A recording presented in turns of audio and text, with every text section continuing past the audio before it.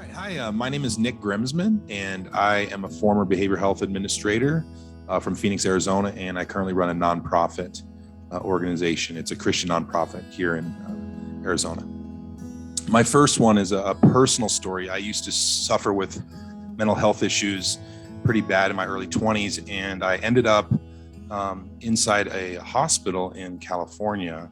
And while I was at the hospital, I was hearing these voices, and it was like a depression fell on me, and I wanted to kill myself. I had this urge that I needed to kill myself. I needed to end my life because it would be better if I just ended it, because I was, in and out of mental hospitals, struggling with things, and it just seemed like that was the only way. And so I took a razor blade. They let me shave in there, and I took the razor blade and I started cutting my wrists.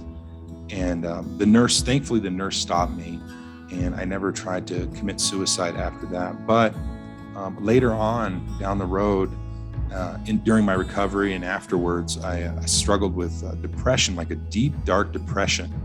And if you've ever struggled with depression, it's like you can't see a way out. It's like you're in a tunnel and it's all dark and there's no light. And so I was in this horrible emotion of negativity. Everything was negative, and I had no feelings, and I kept just praying and saying, God, are you real anymore? I thought you were real. Like, why aren't you, helping me out of this emotion? I'm so depressed. What's the purpose in life? Maybe I should just kill myself. What's the point of this whole thing?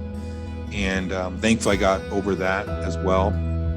But in my business, or not my business, but my career back as administrator, I had to deal with many people doing crisis services, coming to their houses with big feelings, where they just wanted to end their life. One lady, we were trying to support her in a crisis call, and she ran out the back the balcony, and she put her leg up on the balcony, it's third floor of an apartment, and I had to, reach over and grab her so she didn't jump off the balcony.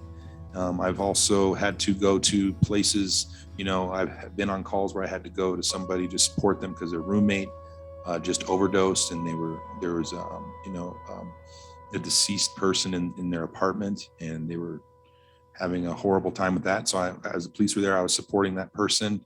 I've seen horrible things. One time I got called, and I went to a home, and the lady had the front door cracked, and I said her name, and then she said, yeah, you can come in. And when I walked in, she held an urn of her husband just passed away of like 40 years.